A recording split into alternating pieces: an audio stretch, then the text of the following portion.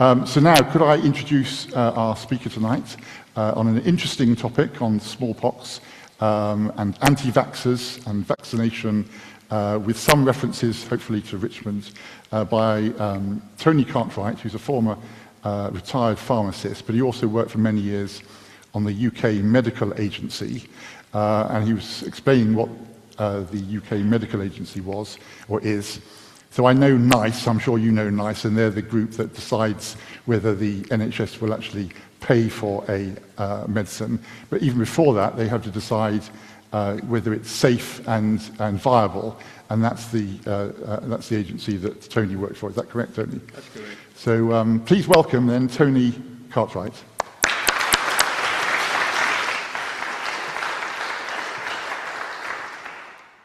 Okay, well, good evening, ladies and gentlemen. I'm delighted to see such a good audience on a cold day in January. I started researching this book about 2 or 3 years ago, and so mainly as a result of my own experience. When I was in my early 20s, I had a flu vaccination which caused a terrible neurological reaction.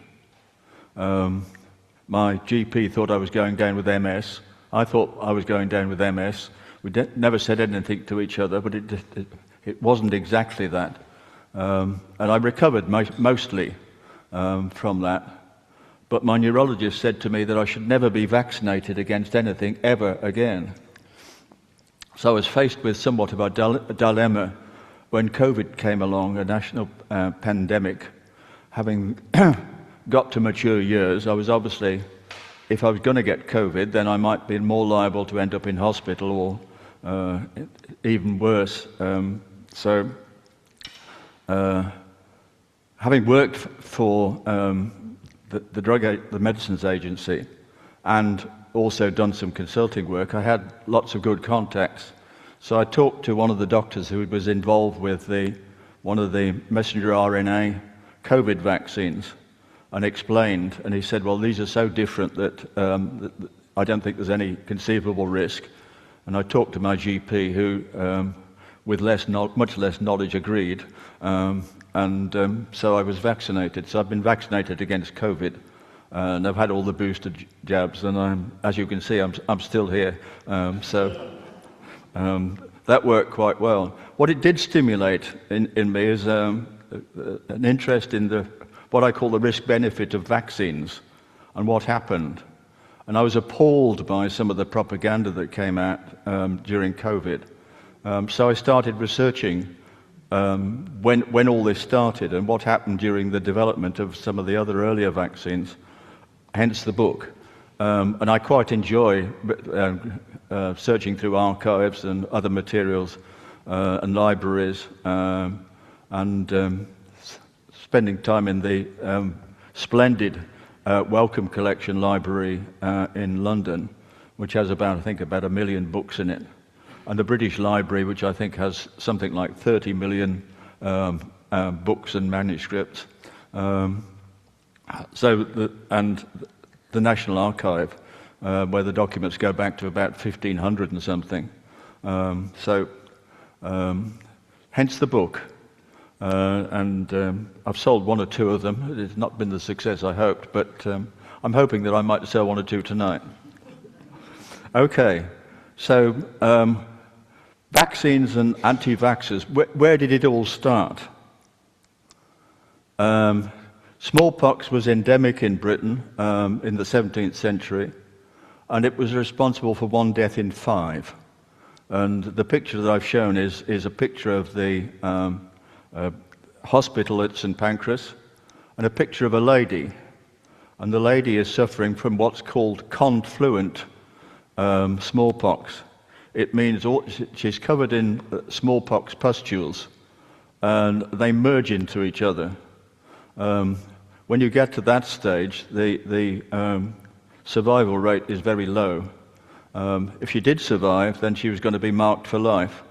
And aristocratic ladies used to dread getting smallpox because it influenced their marriage chances. If they were covered in pox scars, then their marriage prospects diminished quite a lot. So smallpox was a disease that was dreaded. And we have to come to the first person that we come into in our story is Edward Jenner. And Edward Jenner was born in 1749 in Berkeley in Gloucestershire. And the Edward Jenner, the house where Edward Jenner lived, is now the Edward Jenner Museum. And if you're anywhere near there, it's very well worth going to see. He was apprenticed at the age of 14 to a local surgeon, and in 1770 he went to work with Hunter at St George's Hospital. And Hunter is the biography of Hunter is called the Knife Man. He was one of the premier surgeons of his day, and also an anatomist, and one of these people who acquired bodies in very dubious circumstances for his anatomical studies and teaching. In 1773, Jenner came back to Berkeley to work as a GP. And when he was working with a GP, he joined 2 local medical societies. And one of the things that they talked about was that it was well known that dairymaids didn't suffer from smallpox, and the reason was thought to be that the dairymaids who were milking cows that were infected with cowpox were somehow resistant to the disease. So in 1796, Jenner did his very famous experiment, which they even teach in schools these days, where he took the lymph from a pustule from a dairymaid, Sarah Nelms, and injected it into James Phipps, a young lad. And a week later, when Phipps had developed a pustule of a cowpox pustule on his arm, he challenged the vaccination by injecting Phipps with actual smallpox to see whether he would develop smallpox or not. And he didn't. So what the cowpox had done is stimulated the immune response in the body so that Phipps was immune to smallpox. So very excited, he contacted the Royal Society and said, I've got this great new treatment that would prevent smallpox. And the Royal Society, not unreasonably, said, this is an experiment with an N of 1. You've done it on one person. We need more evidence than that. Go away and find more evidence. So Jenner did that.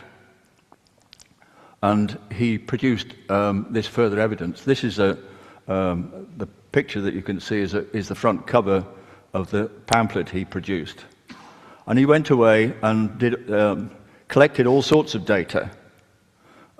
He collected data on people who'd been, country people who'd been infected with cowpox naturally because they worked with in the dairy industry.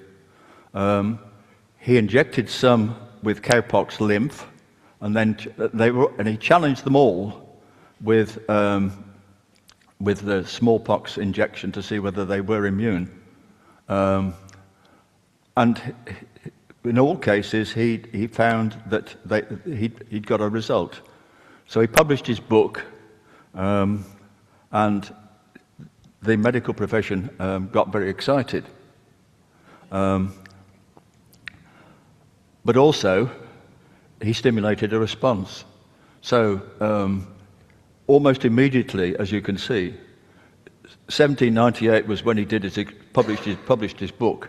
In 1798, Benjamin Moseley, the first anti-vaxxer, came along. He's a physician to the Chelsea Hospital, and said vaccination was introducing a bestial humour into the body and would cause the most dreadful consequences.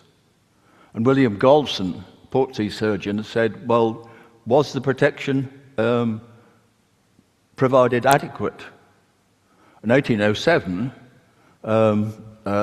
John Birch said there were reactions to it. There were side effects to the vaccination. And William Rowley, the physician to the Marylebone Infirmary, claimed to be able to produce children who'd been affected by it. The cowpoxed ox-faced boy and the cowpox mangy girl. And he had an exhibition of all of these children, which he claimed were all affected by having had the smallpox vaccination. And he had an exhibition of them all. And this is a very famous cartoon, which you may well have seen by William James Gilray. And what it's satirizing the effects of the propaganda of the anti-vaxxers. The anti-vaxxers said that people would develop horns and all sorts of things. So he's satirizing that. The procedure that Edward Jenner produced was what is called arm-to-arm vaccination. Cowpox itself is a seasonal disease of cows, so the supply of material, if you had to get it from cows, would vary, and it would be available and then not available, etc. So it wasn't a very suitable source of vaccine. So what Edward Jenner produced was what's called arm-to-arm vaccination. And you can see on the left of the thing there's an infected cow, and material is being sourced from the cowpox on the udders of the cow. It's then being injected into a child, and the children who are then used to produce pustules and lymph are called vaccinifers. They are donators of vaccine. So after about a week or so, if it's developed a nice large pustule, it can be burst and with a lancet, and material taken, and the lancet used to make an incision in a number of children's skin and injected into them. And then they can come back a week later and act as the ones with the nicest pustules can be used as vaccinifers for subsequent children. And this was used even for things like voyages. A transatlantic voyage was made with a whole batch of orphan children who had had this done to them, so that when they arrived at the other side, they had children ready to be used as vaccinifers for the population of children on the other side. So it was an effective process. But the big problem is that we're talking about Victorian England now, where standards of hygiene are not good. They didn't know how to sterilize lancets. So this was before Pasteur and the germ theory was established. And because of the lack of hygiene in those days, the children were very likely to have skin infections. If you're living in a house with no running water, no hot water certainly, and no means of good washing, then these very healthy looking children in my slide would not have looked like that. They'd have been scruffy and they'd have been dirty and etc. So there was a possibility of passing infection from one child to another. And there is a disease, a skin infection of children called erysipelas. The derivation of the word suggests that the children go red and they have a very red inflamed skin. And you can die from erysipelas, and some children did. So there's a natural occurrence of erysipelas in the Victorian population. So one of the issues with this process is that it has the possibility of spreading other infections as well as vaccination. And we'll come to that. The newspaper coverage of vaccination was generally very favourable, but there were some reports of adverse reactions to the vaccination. And Edward Jenner was very assiduous in responding to all of that. And he wrote in 1812 to his friend and biographer John Barron, "The anti-Vacks are assailing me, I see, with all the force they can muster," in the newspapers. So he wrote to all the newspapers when there was an adverse report, trying to counter the propaganda, trying to answer the anti-vaxxer. And this is the first use of the word anti-vax that I've been able to find in 1812. Vaccination progressed, but in 1837 to 40 in England there was a smallpox epidemic. And in 1838, the Provincial Medical Association, which was a predecessor of the BMA, had a committee which looked into it. And they recommended that a large proportion of the lower classes have been totally unprotected. In other words, not everybody was being vaccinated. And vaccinators should be appointed in districts numerous enough to embrace the whole population. And there was an act, in 1840, there was a Vaccination Act. The vaccination was administered by the Poor Law Guardians. They administered the Poor Law, the equivalent to giving out the dole, if you like, for that period. And the Poor Law Guardians operated from the workhouse. So in Richmond, my research suggests that the Poor Law, the Poor House was in Grove Road. And the Richmond Poor Law Guard Union came into existence in 1836, and it had 13 elected members. They were elected from ratepayers. The funding of the Poor Law was local rates. So local ratepayers were elected and stood every 2 years or so. So that you can see that there were two guardians from Barnes, two from Kew, Mortlake had 3, and Richmond had 5. And the guardians had to contract with the vaccinators, who were the local GPs, if you like, to provide pre-vaccination. In 1853, there was another Vaccination Act.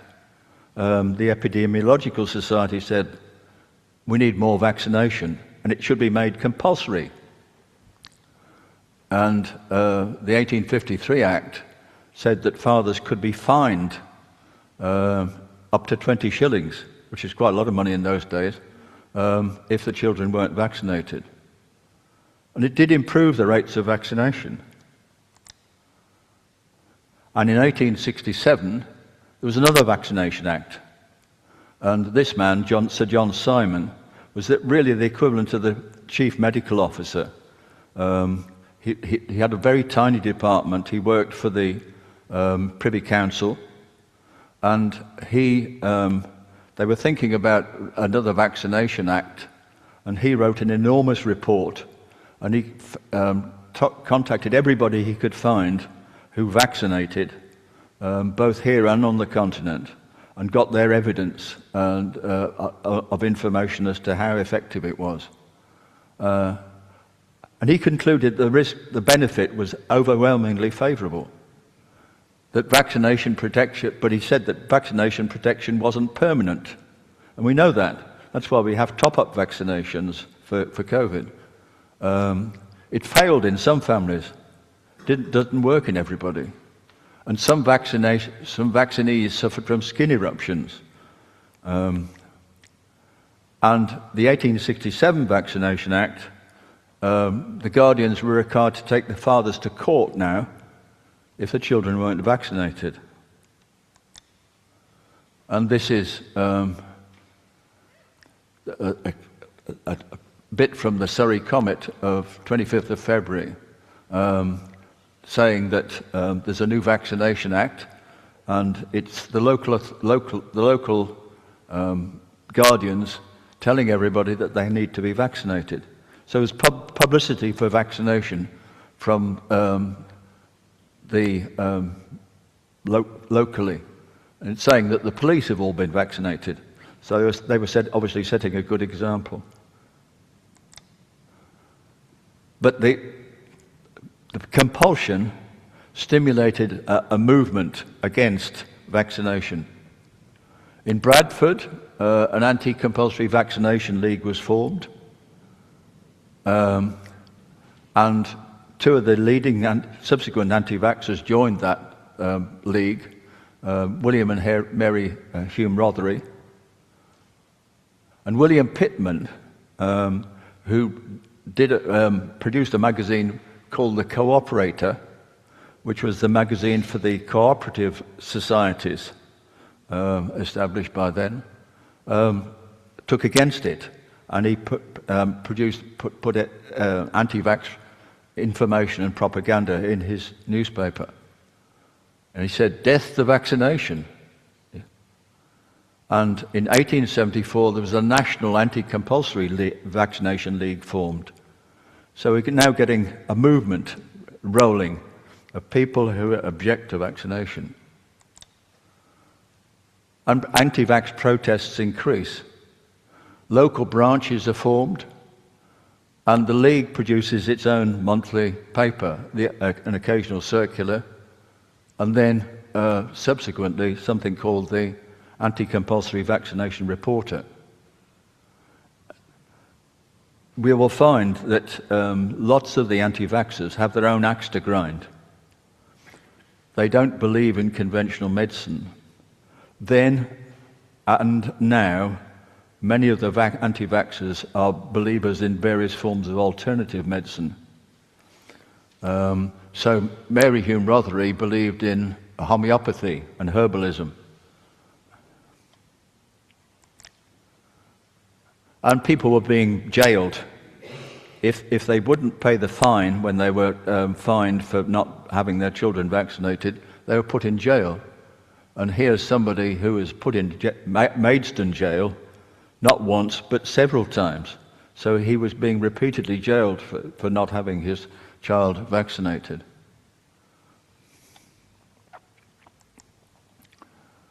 And we now come to the Keighley martyrs. Some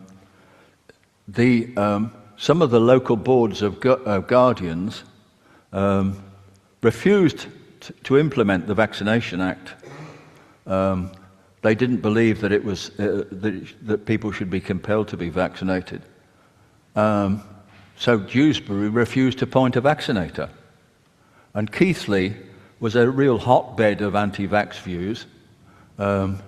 In June 1874, the local government board asked Keighley to explain why they weren't vaccinating children, why so many were unvaccinated.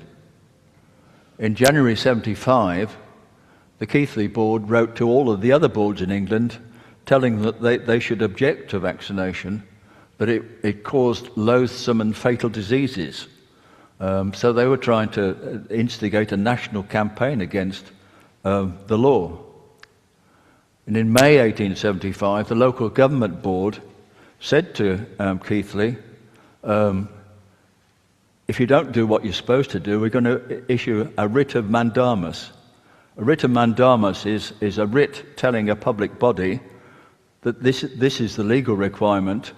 You are the body that's charged with doing that. Get on and do it. If you don't do it, then there'll be a problem. So they were threatened with a writ of mandamus, and there was an outbreak of smallpox in the town, and the medical officer for Leeds, which is not far away from Keighley, got very concerned that the Leeds citizens were going to be infected with smallpox from Keighley. In November 1875, Keighley refused to enforce vaccination. And this is a picture of some of the Keighley Board of Guardians. In February 1876, the board received an instruction to get them vaccinated, and if they didn't do that, they'd be in contempt. And one of the guardians of the poor said, well, we better do it then. And he passed a motion that they would do it. But within a month, there were elections. And a new Board of Governors, Board of Guardians were elected, who were even more stroppy. And they instructed the vaccination officers to suspend all prosecutions. In May, they got a further letter from the local government board saying that they must obey the law. And in the end of May, they were told that they would be arrested if they didn't. And in June, the Attorney General applied to for a writ of attachment, which means they would be arrested, and they were. And they were brought to court. And this is Lord Chief Justice Sir Alexander Cockburn, who was the Lord Chief Justice. I think I would quake if I found myself in his court. He looks a very stern gentleman. And Richard Milner, who was the chairman of the Board of Guardians, tried to tell the Lord Chief Justice that vaccination was an evil process, that it didn't work, and that it caused infections, etc., etc. And the Lord Chief Justice said, we don't want to hear these arguments. The law says that you must have the children in your area vaccinated. You're the body that's charged with doing that. You have to do it. When Parliament has enacted a law, it is binding on everyone, is what the Lord Chief Justice said. And they were refused. They refused to do that. They were put in prison for contempt. And they were put in York Castle Jail. And this is a picture of the inside of York Castle Jail. They were actually treated very well. They were put in what's called the first-class debtors' prison. So they had a suite of rooms in the first-class debtors' prison. They had the services of a manservant, and they were allowed to bring in their own food. So they treated quite well. They obviously didn't want to treat them badly, but they were in prison for nearly a month. And eventually, of course, they saw that they weren't going to get anywhere, so they decided that they were going to not oppose vaccination anymore. And they came back to the court in London and agreed that they wouldn't oppose vaccination. The Times said the campaign ended in an unconditional surrender, and their magazine said gallant but losing struggle. So two different views. When they got back to Keighley, they all resigned. And in Leicester, there was a huge demonstration. In 1869, there was a local branch of the Anti-Vaccination League. And in 1877, the doctor in Leicester produced his own means of trying to combat smallpox without vaccination, a system of quarantine and disinfection, which is actually quite effective. But in 1881, over 1,000 parents were taken to court for non-vaccination. And in 1885, there was a huge demonstration of 100,000 people. They had contingents from all over the country marching to the marketplace. The Jenner being an effigy of Jenner being given the long drop. The long drop is when somebody is being hanged and the trapdoor opens and then you're dropped. So they were giving this effigy of Jenner the long drop. They made speeches, and the chairman of the meeting ceremonially burnt a copy of the Vaccination Act. So that there was a huge uprising in Britain against the compulsory vaccination. As a historian, you think one of the things that you'd love to do is go back and interview the people who were involved at the time. And of course you can't do that. But one way I thought of doing it for this period is to look at the court cases that the anti-vaxxers were brought to see what they said, to see who the people who were being brought to court were and what they said. And as you can see it on my bar chart here, there were two main reasons why people objected to vaccination. One is they believed that it was dangerous. They didn't believe it was safe.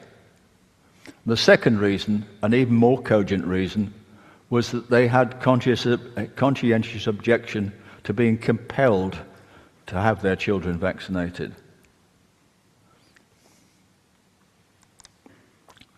So who were the anti-vaxxers?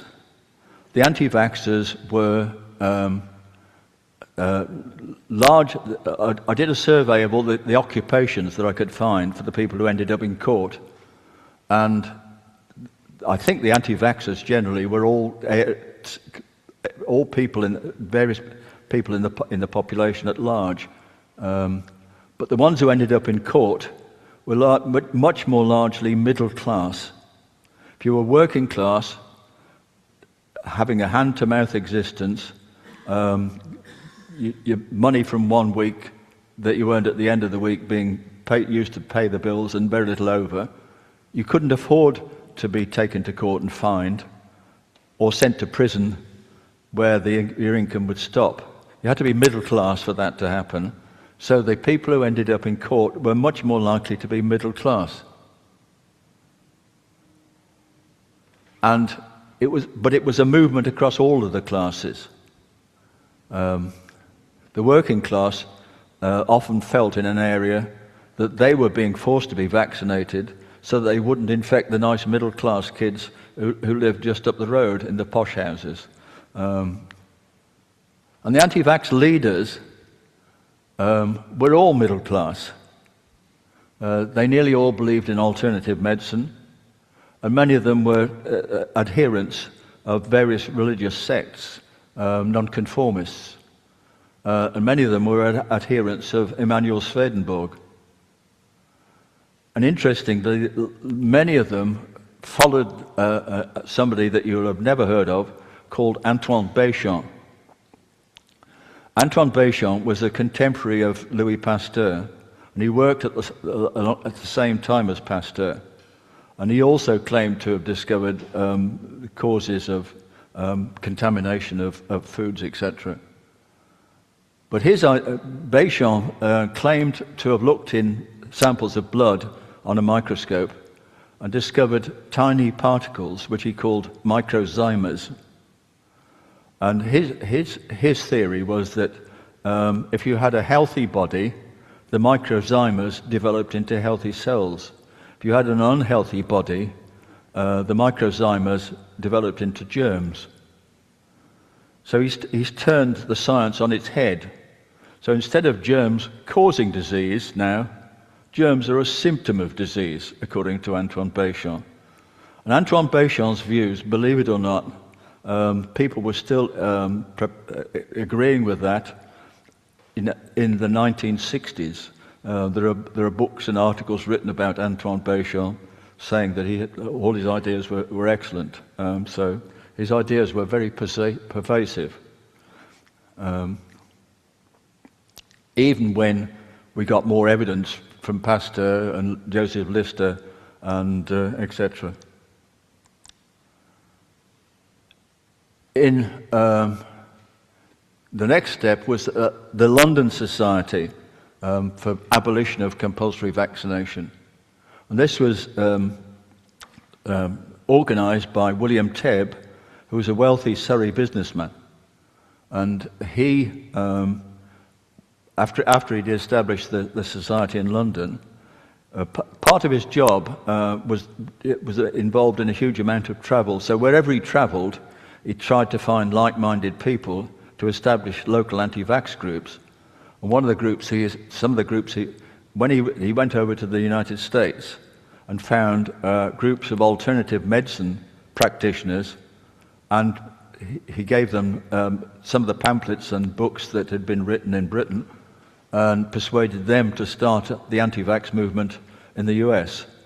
So it's us who were responsible for spreading anti-vax movement to the US. And he established a journal called the Anti-Vaccination Inquirer, which went on until about 1960. By 1892, there were 92 branches of the Anti-Vaccination League. So you can see it was a nationwide movement. And one of the things that they were very effective in doing was lobbying in Parliament.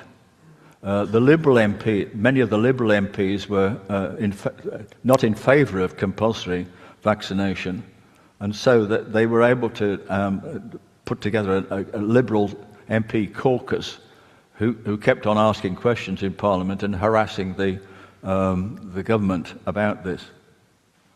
And there was medical opposition as well. They found some medics who said that vaccination was not a good idea. And eventually there was a Royal Commission appointed. The government got fed up with hearing all of this. They said, well, we'll establish a Royal Commission. And the Royal Commission, under Lord Herschel, sat for 7 years, produced, I think, 4 interim reports. It interviewed 187 witnesses. And its final report was published in 1896. What it said, it concluded that vaccination reduces fatality. But deaths can be associated with vaccination.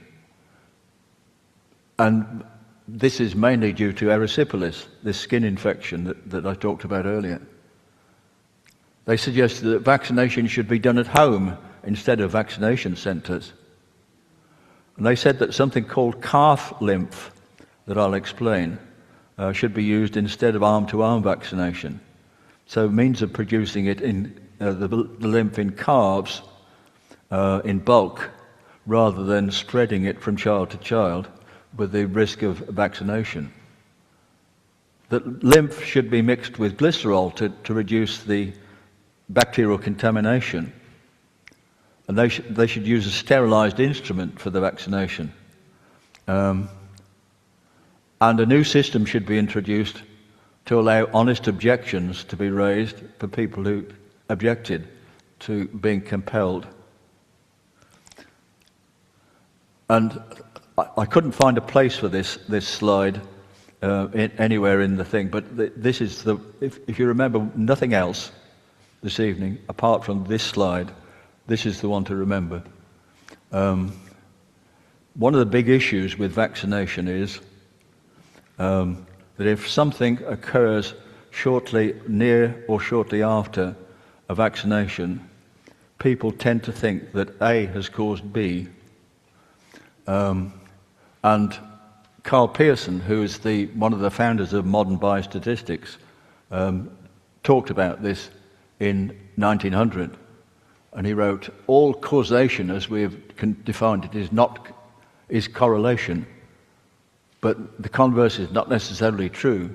Where we find correlation, we cannot always predict causation. In other words, because one thing happens after another, doesn't mean that one's caused the other. And this is often abbreviated to correlation does not imply causation. So if I have one message that you should remember, it's correlation does not imply causation. And calf lymph is the thing that changed. What happened, and this is a picture of a calf of a vaccine preparation laboratory in France. And the two guys with the hats on are the French laboratory workers. What they have in front that they are holding is a tilting table. They can tilt it backwards, and the calf is strapped to it. And the calf has its flank shaved, then abraded, and then it's injected with lymph. And it's then left for a few days to grow the lymph. Then the tissue and liquid is scraped off the calf to produce the lymph, the calf lymph. And a single calf could produce enough for 4,000 to 6,000 vaccinations. So now we've got an improved process for producing calf lymph. And one of the things I found was that an enterprising surgeon in Richmond, on Richmond Bridge, was doing his own. Vaccination was free, but he decided that he was going to make a business out of vaccination using calf lymph, the better calf lymph. And so he's advertising it here. For children, for infants it's 2 and 6, and for adults it's 5 shillings. Not sure what it's worth these days, but so he's obviously making a business out of offering this. And this is the medical office for Richmond, reporting in 1893 on how many Richmond patients were vaccinated. Successfully vaccinated 476, died unvaccinated 44, postponed because the child is unwell at the time of vaccination 67, unvaccinated 45. These are very good figures. When I've delivered this talk to the Kingston Society, which I did not so long ago, Kingston was a hotbed of anti-vaxxers. There were a huge number of anti-vaxxers in Kingston. So Richmond was very much more law-abiding, and many more of their children were vaccinated. I don't know what it says about Richmond, but it's good. And now they formed a national league, Anti-Vaccination League. The London Society was folded into a national society, and a retired Lieutenant General, General Arthur Phipps, succeeded William Tebb. And Walter Hadwin, a Gloucester GP, was the medical speaker and pamphleteer. He travelled up and down the country speaking and to people, anybody who would listen to him. And he was a very potent pamphleteer for the League. And a local girl, well, local to me more than Richmond, Lily Lote, who was the head scholar at Tiffin Girls' School in Kingston. She became recruited. She was recruited to secretarial work, and in the First World War, when some of the senior staff left to go to the front, she became promoted, and she eventually became the editor of the Vaccination Inquirer. She wrote all the letters to government departments about vaccination. She was a regular speaker at Hyde Park Corner, and she travelled even abroad to speak as an anti-vaccination, as an anti-vaxxer. And she was also an anti-vivisectionist. So you can see that she would have objected to the means of production of the vaccine. She believed that all illnesses were nature's attempt to get rid of the body of impurities. And she died in August 1958, still producing material for the Vaccination Inquirer. She never married. She dedicated her entire life to the Anti-Vacks society. In 1898 and 1907, we got an improvements on the Vaccination Act. You should use calf lymph. Conscientious objectors not compelled to have their children vaccinated. A parent could not be convicted more than twice. If convicted, a parent to be regarded as a first-class prisoner. And in 1907, there was a simplified procedure to register a conscientious objection.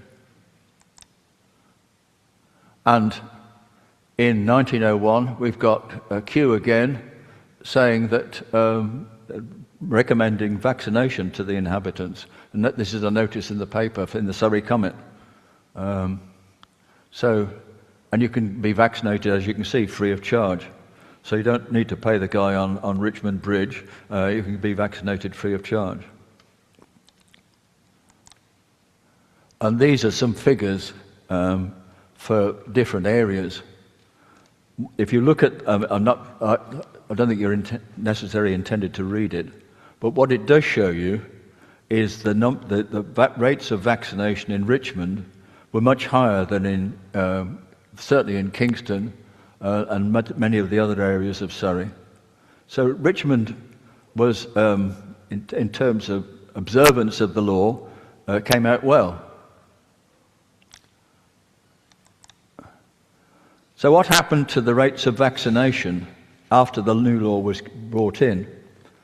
The Royal Commission thought that if they stopped the compulsion, and it became voluntary, that would be they would take away one of the main reasons why people the children weren't being vaccinated.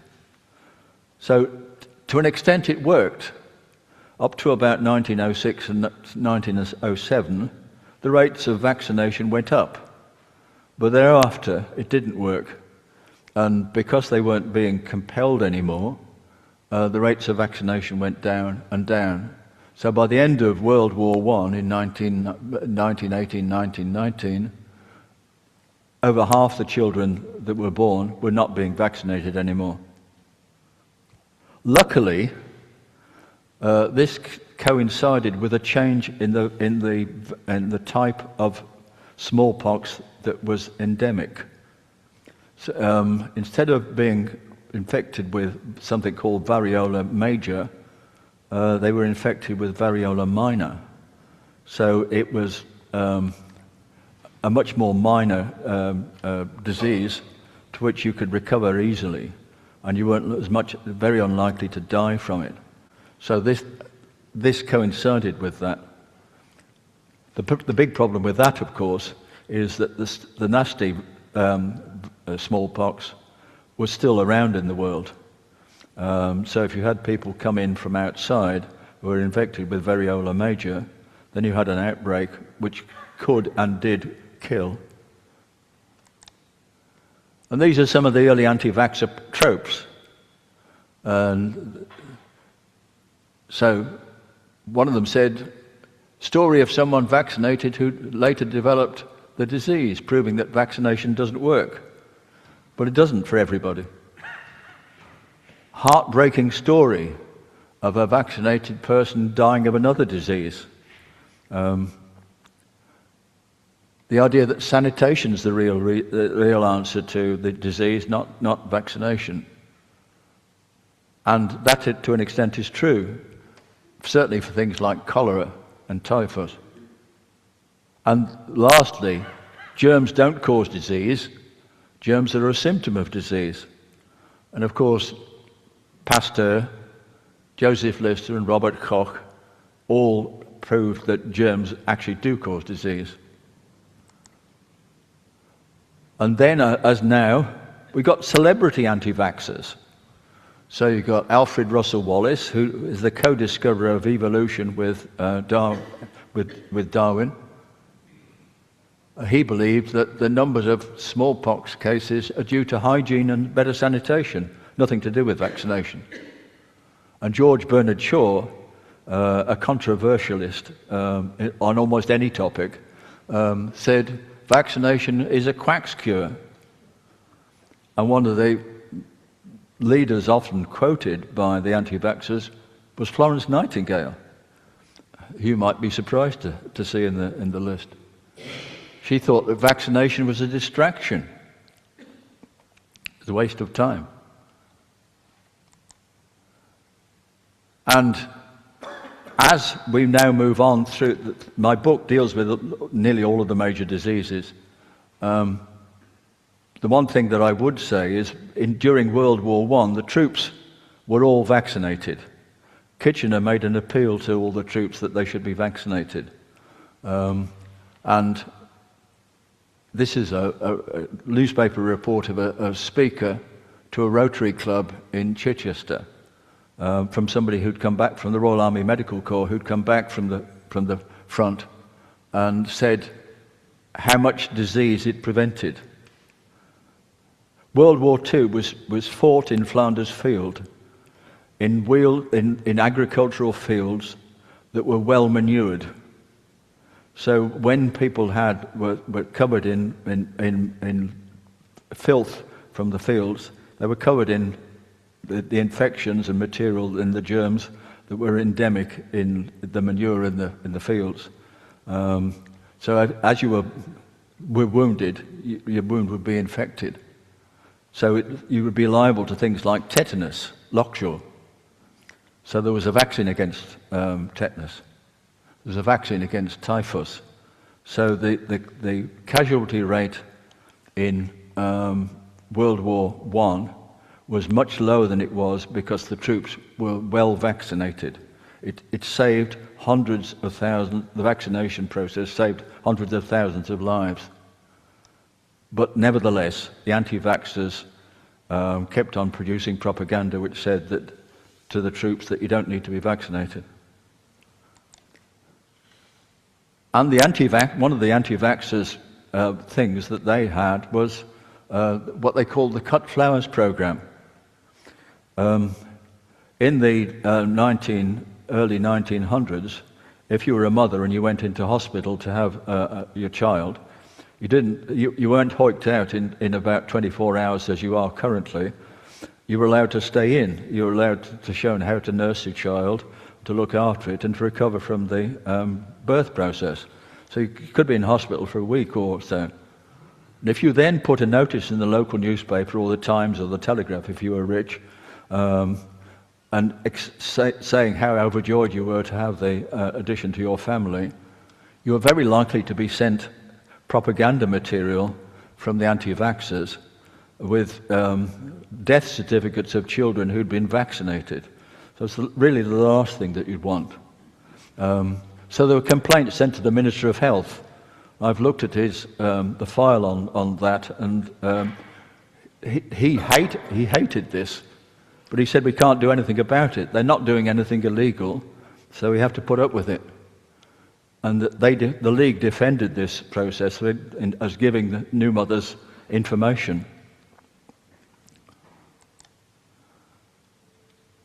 Moving on to some of the other vaccines now that have been produced, the diphtheria, tetanus and pertussis vaccine was an issue. In 1957, it began in Britain. In 1973, people started to note that some of the children seemed to develop reactions to the vaccine. And they set up a Parents of Vaccine-Damaged Children group. In 1974, the Great Ormond Street Hospital, some workers there, produced evidence that they claimed was due to the vaccine, a neurological damage. 1985, some of the parents took their GPs to court for damaging their children with a vaccine. In 1988, Lord Justice Smith said the vaccine didn't cause brain damage. What he said was, referring to the one slide that you should remember, that correlation does not mean causation. Just because the children had some other condition, a neurological condition, it doesn't mean that it was caused by the vaccination. And in 1991, the US Institute of Medicine said there was no association between the whooping cough vaccine and brain damage. And now we come to one of the most notorious anti-vaxxers, Andrew Wakefield. In 1968, measles vaccine was produced, and in 1988, MMR, measles, mumps and rubella vaccine, was introduced for children of age 1 to 2 years. In 1991, Andrew Wakefield and a team at the Royal Free did some work, and in a small, very tiny group of I think about 12 or 14 children, it's alleged that they identified developmental disorders in the children that had been vaccinated with measles vaccine. This is a tiny study, and what Wakefield ought to have done, if he'd believed his results of his study, was said, well, this is a small study, we need much more evidence. He didn't do that. He did a major press release on it, and it got onto every newspaper in the country and newspapers abroad in the continent and in the US, raising issues of safety of the MMR vaccine. In 2004, Brian Deere, who was a newspaper investigator for the Sunday Times, showed that what Andrew Wakefield's study he had done was fraudulent. He'd falsified the data. In 2010, Wakefield was struck off by the General Medical Council. So, and many studies since then have shown that there's no link between measles vaccination and autism, the developmental disorder of autism. 2011, there's a big review of all the studies, and what they said was any serious reactions to MMR vaccination greatly outweighed by the consequences of contracting measles, mumps or rubella. So, has this had an effect? The measles vaccination figures recovered somewhat. But I looked up the recent figures for Richmond for my own information. And 72% of the children or 73% of the children in Richmond under 5 are given the second MMR dose. The average for England is 87%. And the WHO target is 95%. So the good people of Richmond, who are quite good when it came to smallpox vaccination, are not doing as well, I'm afraid, with MMR vaccine. So the overall, and looking at figures for other vaccines, the figure for Richmond is consistently lower than the average for England. You are not much worse than other London boroughs, I have to say. And London, I think, is a particular case. But nevertheless, the vaccination, there is a lot of vaccination hesitancy in Richmond and the other London boroughs. Some of this is probably caused by the fact that London boroughs are more ethnically mixed, and vaccine hesitancy tends to be greater in some of the different non-white ethnic groups. So, but nevertheless, it's a cause for concern. When we come to COVID, in January 2020, there was an outbreak in Wuhan, which we all know about, and the WHO declared it as an international emergency. By August 2023, 25 million people had suffered from COVID, and nearly 250,000 people died. In January 2021, COVID vaccination started, and by November 2020, you can see that the Anti-Vaxxers were very active. Now, instead of using a monthly newspaper to propagandize and write books and pamphlets, you have the power of the internet, a megaphone for the lunatics and in this world. So, on social media, by December 2021, 24% of respondents in the UK had received false information. People get their news these days not from the BBC or ITV or something like that. They get it from social media. And these are some of the COVID vaccine myths. You've probably heard these.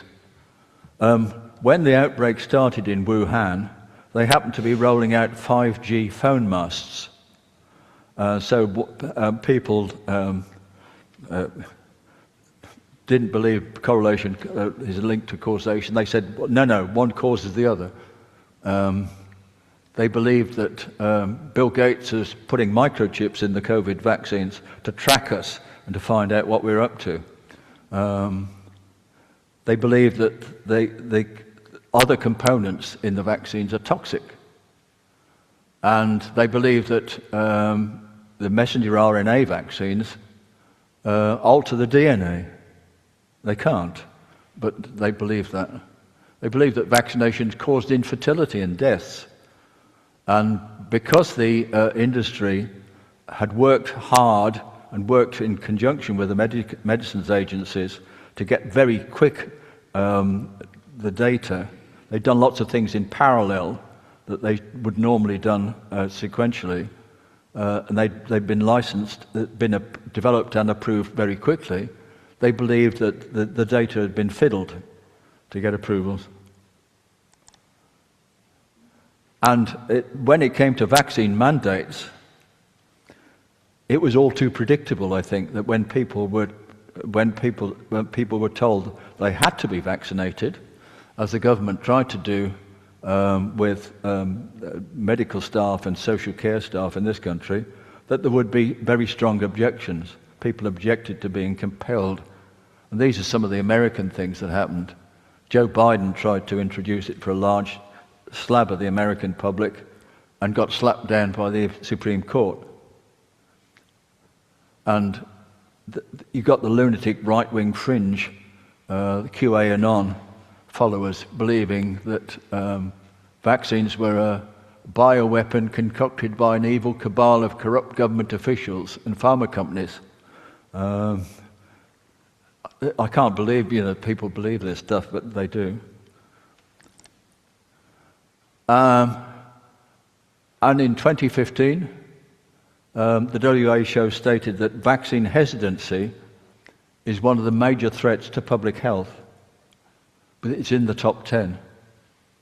And during the COVID pandemic, WHO worked with YouTube to take down misinformation. They took down 850,000 videos. So the amount of misinformation on vaccines is enormous.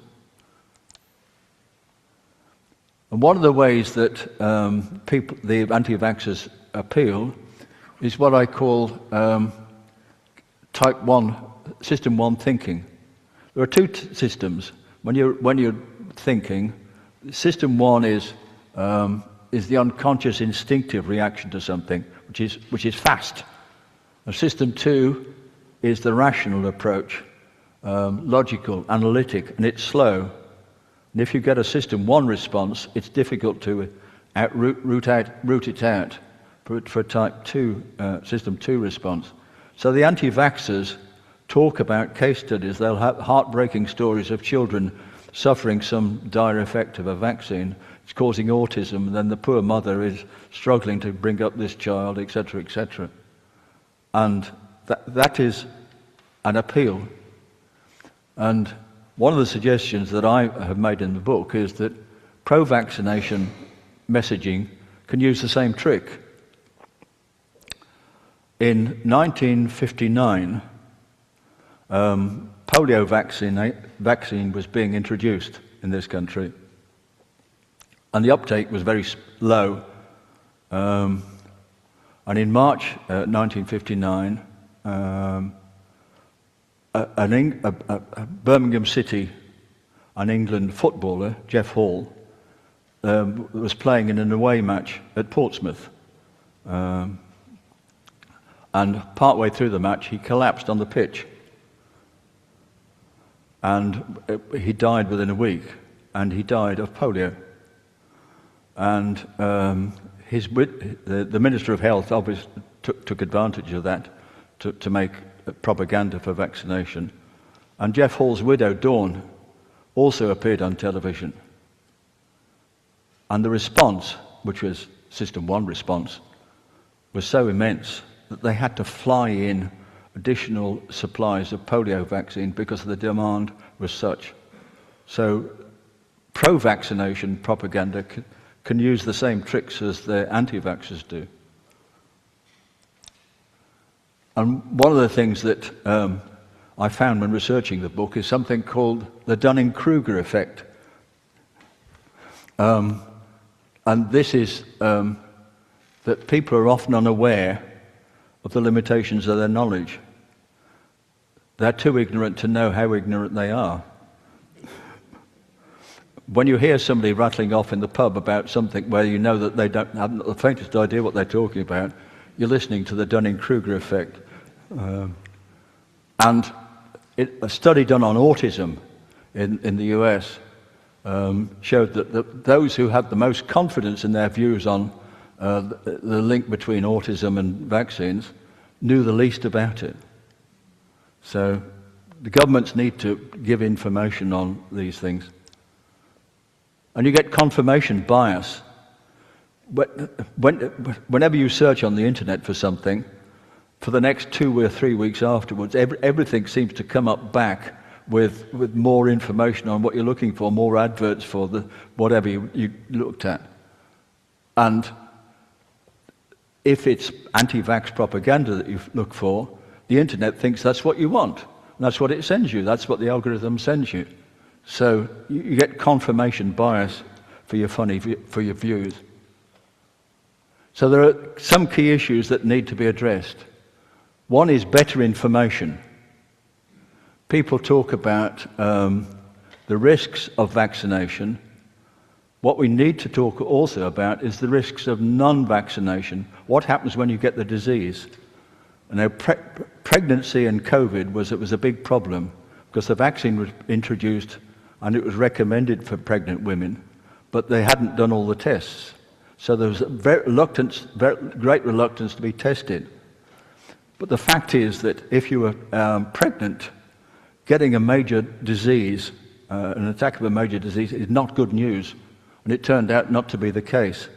More people, if you got COVID, you were much more likely to end up in hospital, much more likely to have stillbirth, much more likely to have hypertension, preeclampsia, and the effect of the benefit of the vaccination was obvious. And I think the risks need to be quantified in a broader context. People write about risks of 1 in 100,000, 1 in 1,000, etc. We all take risks every day. If you get in a car and drive on a road, you have a risk of being involved in an accident. And that risk is actually very much higher than the minute risks associated with vaccines. If you come downstairs, it's actually one of the most hazardous things you can do in this life because you can damage yourself. So there are lots of day-to-day risks that we all take unthinkingly, and then we worry about minute risks of vaccines. So the medicines agencies need to take up some of this. And particularly we need to address vaccine uptake in minority ethnic groups. The experience of different ethnic groups with the health service is not good. The number of issues and children dying in labour for black women is about 6 times greater than for white women. So the experience of different ethnic groups with the health service is not good, and that reflects into their distrust of vaccination propaganda. So there are things that we can do. And new vaccines are being developed for things like dengue fever, Nipah, respiratory syncytial virus. And there are new vaccines being developed for cancers. So if we won't take we won't take conventional vaccines, we won't take these ones either. And vaccines reduce infections, use of vaccines reduce infections to help reduce the strain on the antibiotics that we use. And this and more It's covered in my book, and I have one or two copies here in case anybody wants to buy it. So, thanks very much, Chairman. Thank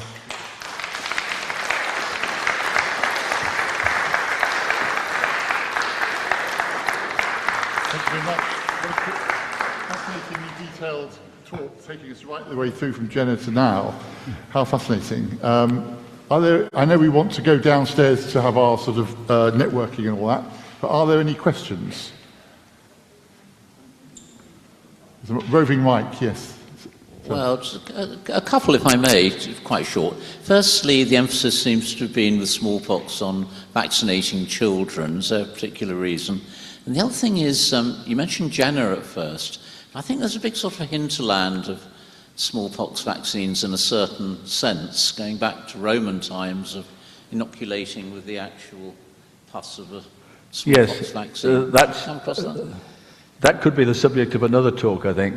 There's a lady called Mary Wortley Montague, who actually lived in Twickenham. So she's a local girl for a while.